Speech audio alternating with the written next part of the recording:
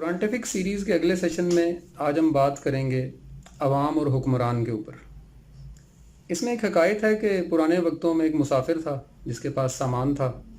वो कहीं रास्ते में जा रहा था, उसे नींद आ गई, उसने सामान रखा और वो सो गया। सुबह जब वो उठता है तो उसका सामान चोरी हो चुका होता है। वो बादशाह के पास जाता है दरबार में और जाके कहता है, बादशाह सलामत, मेरा सामान चोरी हुआ है, मुझे सामान दिलवा दें।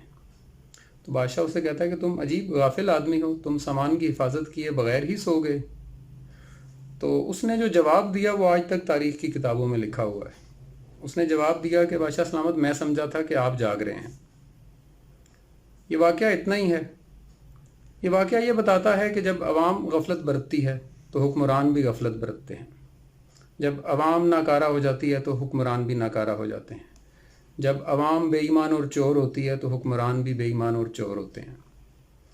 अगर आपको किसी मुल्क के हुक्मरान बुरे लग रहे हैं, उनके अंदर नुक्स नज़र आ रहे हैं, तो यकीन करें उनके अवाम को देखें, वो भी बिल्कुल वैसे ही मिलेंगे। और आज जो मुल्क दुनिया में तरक्की कर रहे हैं और उनके हुक्मरान हमें बड़े मुखलिस नज़र आते हैं, आप उनकी अवाम को भी मिल के देखें कि वो एक दूसरे का कैसे एहसास करती हैं। ये बात अल्लाह ताला ने कुरान पाक में भी इरशाद फरमाई है।